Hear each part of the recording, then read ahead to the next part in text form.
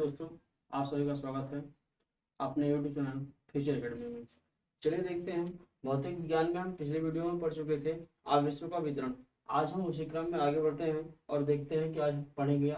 तो पहली हेडिंग हमारे पास है विद्युत क्षेत्र। विद्युत क्षेत्र की बात की जाए तो विद्युत क्षेत्र किसे कहते हैं, तो यहाँ बताया गया है प्रत्येक आवेश के चारों ओर वह क्षेत्र जिसमें किसी दूसरे आवेश को रखने पर वह आवेश क्या करता है, आकर्षण या प्रतिकर्षण का अनुभव करता है, विद्युत क्षेत्र कहलाता है। अर्थात कहने का मतलब है कि देखिए, जैसे मान लीजिए आपके पास क्या है कि एक आपके पास ये एरिया है और एक एरिया ये, दो एरिया आपके पास विद्युत क्षेत्र। अब दोनों में से किसी एक की बात कर लेते हैं। कह रहा प्रत्येक आवेश के चारों ओर, तो मान लीजिए इसमें एक आवेश आपके पास क्यों है, एक आवेश क्या है, क्यों है। तो एक आवेश जब आपके पास क्यों है तो इसी के कह रहा है कि प्रत्येक आवेश के चारों ओर का वह क्षेत्र जिसमें किसी दूसरे आवेश को, तो एक आवेश आपके पास पहले से, इसी में क्या कर दो, एक आवेश को और ला दो। जब एक आवेश और इसमें आ जाता है तो एक आवेश आने पर क्या होता है, ये दोनों आवेश क्या करते हैं, या तो आकर्षण करेंगे या तो प्रतिकर्षण करेंगे, है ना। आकर्षण या प्रतिकर्षण करते हैं, कहने का मतलब यदि आवेश क्या है, यदि आवेश एक प्लस है और एक माइनस है तो इनके बीच क्या हो जाएगा, अट्रैक्शन हो जाएगा, आकर्षण हो जाएगा, है ना। या फिर मान लीजिए अगर दोनों सेम सेम है, इसका मतलब कि एक प्लस है तो दूसरा भी प्लस हो, इनके बीच क्या हो जाएगा, प्रतिकर्षण हो जाएगा, है ना। तो जब एक ही क्षेत्र में दो आवेश आ जाते हैं तो दोनों आवेशों में क्या होता है, आकर्षण या प्रतिकर्षण होता है। इसी गुण को हम क्या नाम दिए हैं, वैद्युत क्षेत्र। क्या कहते हैं इसे को, वैद्युत क्षेत्र कहते हैं। ठीक दोस्तों, प्रत्येक आवेश के चारों ओर का वह क्षेत्र जिसमें किसी दूसरे आवेश को रखने पर वह आकर्षण या प्रतिकर्षण का अनुभव कराता है, क्या कराता है, वैद्युत क्षेत्र कहलाता है। बात समझ में आ गई होगी कि कह रहे हैं जैसे मान लीजिए आपके पास एक क्षेत्र है ना, एक क्षेत्र है, इस क्षेत्र में पहले से एक आवेश रखा है। मान लीजिए आपके पास आवेश क्या है, प्लस, आवेश प्लस है। इस आवेश प्लस को रखे हैं और एक दूसरा आवेश ला दिए, मान लो कि माइनस का आवेश ला दिए। जब माइनस का आवेश आया तो दोनों कैसे हो गए, विपरीत प्रकार के आवेश हो गए। और जब विपरीत प्रकार के आवेश हो गए तो इनमें क्या हो जाएगा, आकर्षण हो जाएगा। क्या हो जाएगा, आकर्षण हो जाएगा। यदि मान लीजिए यहीं पर आवेशों को क्या कर दिया जाए, सेम कर दिया जाए। आवेशों को सेम का मतलब है कि यहाँ पे आपके पास प्लस आवेश है, यहाँ भी प्लस आवेश रख दिया जाए, तो इन दोनों के बीच में क्या हो जाएगा, फिर इन दोनों के बीच में हो जाएगा प्रतिकर्षण। तो यही गुण जो आकर्षण और प्रतिकर्षण का है, इसी गुण को नाम दिया गया है वैद्युत क्षेत्र। ठीक दोस्तों, तो वैद्युत क्षेत्र क्या है, अगर वैद्युत क्षेत्र की बात करते हैं तो प्रत्येक आवेश के चारों ओर का वह क्षेत्र जिसमें किसी दूसरे आवेश को रखने पर वह आकर्षण या प्रतिकर्षण का अनुभव कराता है, वैद्युत क्षेत्र कहलाता है। अब वैद्युत क्षेत्र में देखिए दो बातें बताई गई हैं। ये जो आपने अभी अभी देखा है, यहाँ पे एक प्लस और एक माइनस, तो यही चीज बताया गया है कि यदि एक ही प्रकार के बिंदु हो, एक ही प्रकार के बिंदु पर अगर एकांक धन आवेश रखे हैं तो वो क्या करते हैं, समरूपी होते हैं। और जब भिन्न भिन्न होते हैं तो वो क्या होते हैं, असमरूपी होते हैं। ये दो पॉइंट आपके यहाँ नोट में लिखा गया है, तो आप यहाँ देखिएगा। तो यहाँ बताया गया है वह वैद्युत क्षेत्र जिसमें प्रत्येक बिंदु पर एकांक धन आवेश या परीक्षण आवेश समान वैद्युत बल का अनुभव करे। देखिए यही बताया गया ना, वह वैद्युत क्षेत्र जिसमें प्रत्येक बिंदु पर, प्रत्येक बिंदु का मतलब है कि वैद्युत क्षेत्र में जितने भी आपके पास बिंदु दिखाई देंगे उन बिंदुओं की बात कर रहा है। वह वैद्युत क्षेत्र जिसमें प्रत्येक बिंदु पर एकांक धन आवेश या परीक्षण आवेश समान वैद्युत बल का अनुभव करे, वह क्या है, समरूपी क्या कहलाता है, समरूपी वैद्युत क्षेत्र कहलाता है। क्या कहलाता है दोस्तों, समरूपी वैद्युत क्षेत्र कहलाता है।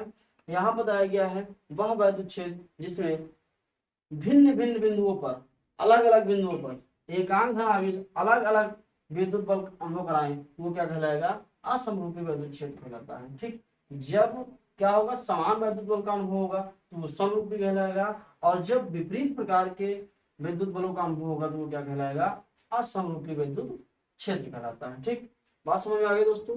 आगे चलें, आगे लिखा है हमारी अगली हेडिंग है विद्युत बल रेखाएं। विद्युत बल रेखाएं बताया गया है। देखिए विद्युत बल रेखाओं के बारे में, विद्युत क्षेत्र को देखने के लिए, विद्युत क्षेत्र को जानने के लिए फराडे ने क्या बताया, वैद्युत बल रेखाओं के बारे में बताया। फराडे ने वैद्युत बल रेखाओं के बारे में क्या सुझाव दिया, उन्होंने बताया कि वैद्युत बल रेखाएं वैद्युत क्षेत्र में खींचा गया वह काल्पनिक निष्पूर्ण वक्र है जिस पर एक स्वतंत्र व पृथक एकांक धन आवेश चलता है। कहने का मतलब अगर आप क्या करें, किसी वैद्युत क्षेत्र में, एक वैद्युत क्षेत्र में एक इलेक्ट्रिक फील्ड होगी और इस इलेक्ट्रिक फील्ड में बताया गया है कि आप क्या करें, मान लीजिए हम इलेक्ट्रिक फील्ड को ऐसे ना लेकर ऐसे थोड़ा लेते हैं। इलेक्ट्रिक फील्ड आपके पास इस तरह से है और इस इलेक्ट्रिक फील्ड में आप क्या करो, ऐसे एक कुछ रेखाएं खींच दो, है ना। और ये कुछ रेखाएं जो खींची जाती है ये क्या करें, एक निष्कोण वक्र पर प्रदर्शित। निष्कोण वक्र का मतलब क्या है भाई, कि जब ये निकले तो ये कोण बनाते हुए निकलेंगे। तो जो निष्कोण वक्र को प्रदर्शित करते हैं स्वतंत्र रूप से एकांक धन आवेश, जब इस निष्कोण वक्र पर क्या हो, एकांक धन आवेश चले, क्या चले, एकांक धन आवेश चले, तो इसे हम नाम दे देते हैं क्या दोस्तों, उसे नाम दे देते हैं वैद्युत बल रेखाएं। उसे क्या नाम देते हैं, वैद्युत बल रेखाएं नाम देते हैं। कि वैद्युत क्षेत्र के प्रदर्शन के लिए फैराडे ने वैद्युत बल रेखाओं का सुझाव दिया। इनके अनुसार उन्होंने बताया कि वैद्युत बल रेखाएं वैद्युत क्षेत्र में खींचा गया हुआ काल्पनिक निष्कोण वक्र है जिस पर एक स्वतंत्र तक एकांक धन आवेश चलता है। यहाँ पे पॉइंट नोट में बताया गया है, किसी भी वैद्युत क्षेत्र को हम विद्युत बल रेखाओं द्वारा प्रदर्शित कर सकते हैं। मतलब जो वैद्युत क्षेत्र होते हैं उन्हें हम किसके द्वारा प्रदर्शित कर सकते हैं, वैद्युत बल रेखाओं के द्वारा प्रदर्शित कर सकते हैं। ठीक, एक देखिए उसके बाद यहाँ पे बताया गया है कि वैद्युत क्षेत्र में किसी बिंदु पर, वही चीज देखिए वैद्युत बल रेखाओं का डिफिनेशन एक बार फिर से, कि वैद्युत क्षेत्र में किसी बिंदु पर इन रेखाओं के लंबवत स्थित तल में एकांक क्षेत्र से गुजरने वाली बल रेखाओं की संख्या उस बिंदु पर वैद्युत क्षेत्र की तीव्रता की अनुक्रमानुपाती होता है। ठीक, क्या बताया गया, वैद्युत क्षेत्र में किसी बिंदु पर इन रेखाओं के लंबवत स्थित तल में या एकांक क्षेत्र से गुजरने वाली बल रेखाओं की संख्या उस बिंदु पर वैद्युत क्षेत्र की तीव्रता के अनुक्रमानुपाती होता है। ठीक, ये यहाँ तक बात बताई गई। अब हम देखेंगे वैद्युत बल रेखाओं के गुण। ठीक दोस्तों, क्या देखेंगे, वैद्युत बल रेखाओं के गुण देखेंगे। ठीक, वैद्युत बल रेखाओं के गुण।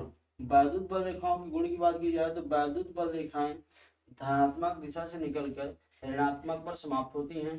कहने का मतलब है कि अगर आपके पास कोई चालक पदार्थ है तो एक सिरा अगर आपके यहाँ पे प्लस है और एक ये माइनस है तो इस तरफ से रेखाएं निकलेंगी, इस तरफ से रेखाएं निकलकर धनात्मक पर जाकर समाप्त होती है।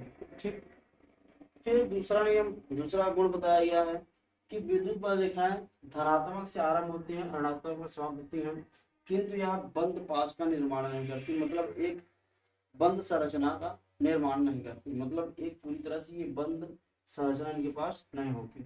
ठीक, फिर तीसरे गुण में बताया गया है कि एक बिंदु आवेश से उत्पन्न हुए बल रेखाओं की संख्या कितनी होती है, Q/ε0 होती है। कितनी होती है दोस्तों, Q/ε0 होती है। एक बिंदु आवेश Q से उत्पन्न हुई बल रेखाओं की संख्या Q/ε0 होती है। दो बल रेखाएं एक दूसरे को कभी नहीं काटती, दो बल रेखाएं कभी एक दूसरे को नहीं काटेंगी। कहने का मतलब ऐसे है तो अगर इसके ऊपर ऐसे नहीं जाएगा, ये कभी एक दूसरे को प्रतिच्छेद नहीं करेंगे। ठीक, प्रतिच्छेद क्यों नहीं करेंगी, क्योंकि ये यदि वे काटती हैं तो उनके कटान बिंदु पर दोनों बल रेखाओं पर दो स्पर्श रेखाएं खींची जाएंगी। जैसे यहाँ पे देखिए खींचा गया है कि दो स्पर्श रेखाएं ये खींची गई हैं, एक ये और एक ये, दो स्पर्श रेखाएं खींची जाएंगी। अर्थात वह उस बिंदु पर क्या बता रहा है, नेट वैद्युत क्षेत्र की दिशाएं प्रदर्शित करेंगी। किसकी दिशा बताएंगी, वैद्युत क्षेत्र की दिशा बताएंगी, जो असंभव है क्योंकि नेट वैद्युत क्षेत्र की दिशा एक होती है। मतलब एक ही डायरेक्शन होगा, उसका डायरेक्शन अलग अलग नहीं होगा, अलग अलग दिशाएं नहीं बताएंगे, एक ही दिशा बताएगा। ठीक, इसलिए कभी भी दो स्पर्श रेखाएं, दो बल रेखाएं एक दूसरे को कभी स्पर्श नहीं करेंगी, काटेंगी नहीं, प्रतिच्छेद नहीं करेंगी। फिर चौथे गुण में बताया गया है, पांचवें गुण में वैद्युत बल रेखाएं, वैद्युत बल रेखा की दिशा में वैद्युत विभव घट जाता है। जिस दिशा में वैद्युत बल रेखाएं उत्पन्न होती हैं उस दिशा में क्या होता है कि विभव का मान घट जाता है। विभव क्या होगा, घट जाएगा, विभव का मान घट जाता है। तो बताया गया एक समान वैद्युत क्षेत्र में बल रेखाएं समांतर तथा समान दूरी पर होती हैं। अगर आपके पास वैद्युत क्षेत्र एक समान है तो एक समान वैद्युत क्षेत्र में क्या होता है कि जो बल रेखाएं होती हैं समांतर तथा समान दूरी पर होती हैं। फिर लास्ट में बताया गया है बल रेखाएं समविभव पृष्ठ तथा चालक की सतह के लंबवत होती हैं। बल रेखाएं कैसी होती हैं, बल रेखाएं समविभव पृष्ठ तथा चालक के सतह के लंबवत होती है। ठीक, ये बात समझ में आ गया दोस्तों। ये था वैद्युत बल रेखाओं के गुण के बारे में। इससे पहले हमने देखा विद्युत क्षेत्र क्या है, तो विद्युत क्षेत्र क्या है, कि किसी चालक के चारों ओर का वह क्षेत्र जहां तक वह आकर्षण या प्रतिकर्षण का अनुभव करता है वैद्युत क्षेत्र कहलाता है। फिर हमने देखा वैद्युत बल रेखाएं। वैद्युत बल रेखाएं वह होती हैं जो क्या करती हैं कि किसी भी वैद्युत क्षेत्र में क्या होता है वो अवरोध को प्रदर्शित करती हैं। ठीक, मतलब कंटिन्यू लगातार वो निकलती रहती हैं, जाती रहती हैं। फिर वैद्युत बल रेखाओं के गुण के बारे में देखा हमने। ठीक, ये वैद्युत बल रेखाओं के 4-5 लगभग 7 गुण हैं यहाँ पे। इसके बाद हम नेक्स्ट क्लास में देखेंगे कि इसके आगे हमें पढ़ना क्या है। ठीक दोस्तों, तब तक के लिए जय हिंद दोस्तों।